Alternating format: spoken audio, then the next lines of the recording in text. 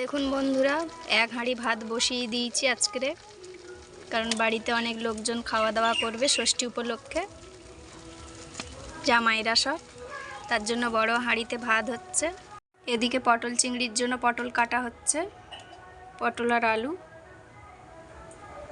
বন্ধুরা, ভাতটা হয়ে গেছে, এবার আমি নামিয়ে নেব। এবার ডালটা বসিয়ে দেবো সেদ্ধ করতে। দেখুন, ডালটা আমি সেদ্ধ করতে দিয়েছি। ডালটা সেদ্ধ হয়ে গেছে, দেখুন নামিয়ে নিয়েছি। আজকের আমি চিংড়ির ডাল বানাবো। দেখুন, চিংড়ি মাছটা থ্যাতো করে নিচ্ছি। চিংড়িটা থ্যাতো করেই ডালের মধ্যে দেবো।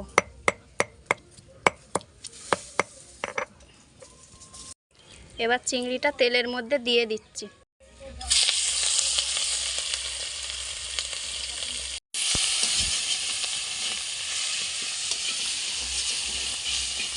চিংড়িটা তেলের মধ্যে একটু ভেজে নেব। এর জন্য এবার আদা রসুনটা বেটে নিচ্ছি। এবার কড়ার মধ্যে দিয়ে দিচ্ছি পেঁয়াজ কুচি আর শুকনো লঙ্কা।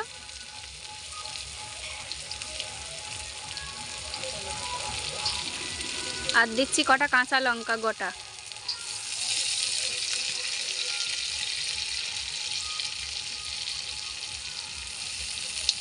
জিরে, তেজপাতা,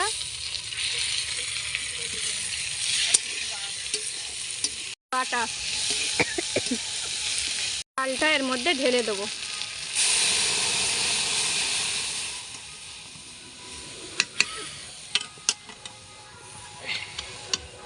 এবার ডালের মধ্যে দিয়ে দেবো 4-5টা এলাচ থেতো করে।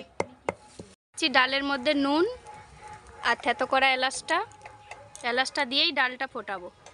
আর দিচ্ছি হলুদ গুঁড়ো আর একটু চিনি দেব।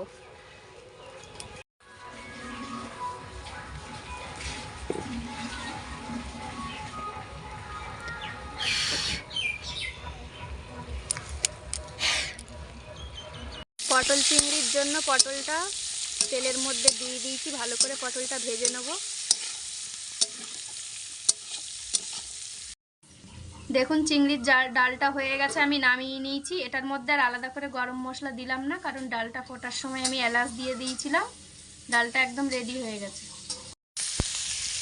পটলটা ভাজা হয়ে গেছে, এবার আমি আলুটা ভালো করে ভেজে নেব। এবার তেলের মধ্যে চিংড়িটা পাশে দিয়ে দিলাম। চিংড়িটা একটু নেড়ে নেব।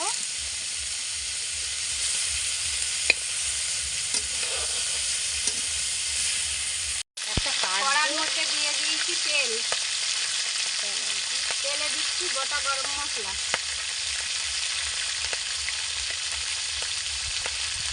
গোটা জিরে,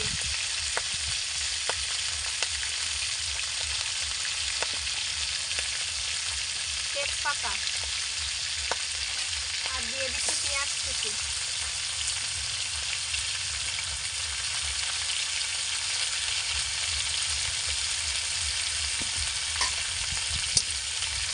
মধ্যে পটলটা ঢেলে দিলাম। যে পটলটা ভেজে রেখেছিলাম সেইটা দিয়ে দিলাম কড়ার মধ্যে, দিয়ে ভালো করে কষে নেব। পটল চিংড়িটা ভালো করে কষতে হবে।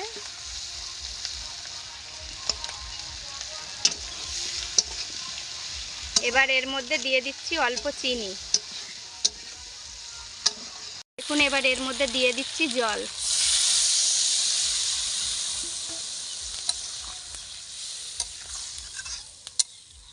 পটল চিংড়িটা হয়ে গেছে, এবার গরম মশলা দিয়ে দিলাম, দিয়ে এবার নামিয়ে নেব।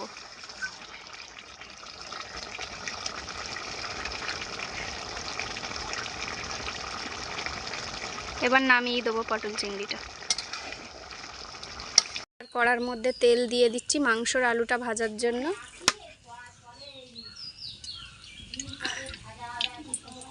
মাংসর আলুটা আমি ভেজে নেব। কড়ার মধ্যে আলুটা দিয়ে দিয়েছি আমি, এবার আলুটা ভেজে নেব লাল লাল করে। কড়ার মধ্যে দিয়ে দিয়েছি পেঁয়াজ কুচি আর গোটা গরম মশলা আর তেজপাতা। এবার কড়ার মধ্যে মাংসটা দিয়ে দেবো। মাংসটার মধ্যে আমি সর্ষের তেল আর লঙ্কার গুঁড়ো মিশিয়ে রেখেছি মাংসটা।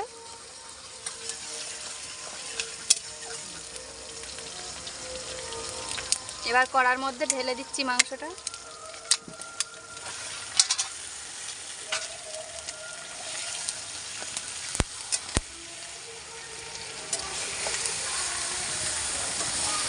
মাংসের মধ্যে দিয়ে দিলাম নুন,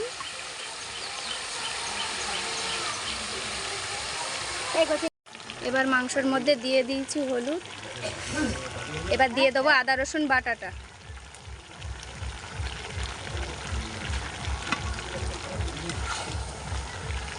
এবার এর মধ্যে দিয়ে দিচ্ছি ভেজে রাখা আলুগুলো আর দিয়ে দিচ্ছি টক দই, দইটা ফেটিয়ে রেখেছিলাম।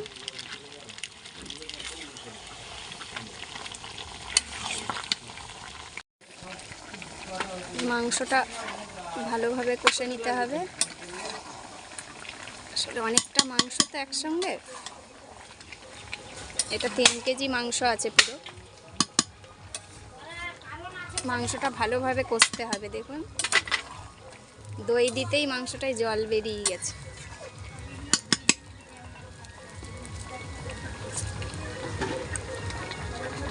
দিয়ে দিচ্ছি জিরে গুঁড়ো,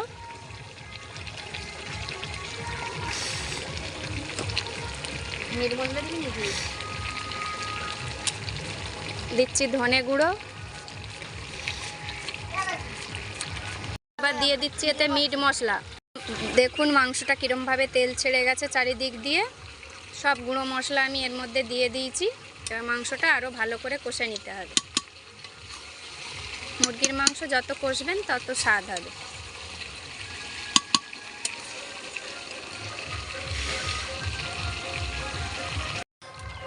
দেখুন মাংসর কালারটা কত সুন্দর চলে এসছে। এবার আমি মাংসর মধ্যে জল দিয়ে দেবো।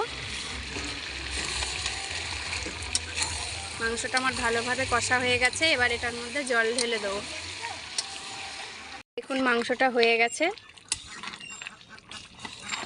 চিকেনটা একদম রেডি। আমি এবার গরম মশলা দিয়ে মাংসটা নামিয়ে নেব, দিয়ে এবার মাছের ডিমের বড়াটা ভেজে নেব। দিয়ে দিচ্ছি গরম মশলা,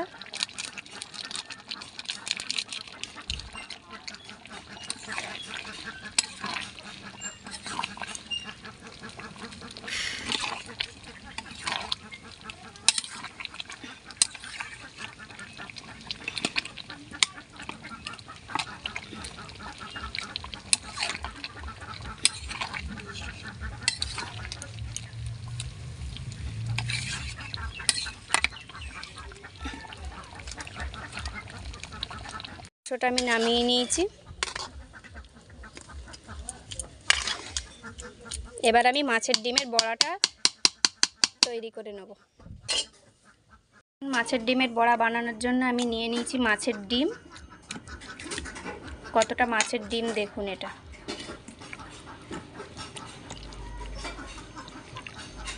মাছের ডিমটা দিয়ে আমি বড়া বানিয়ে নেব।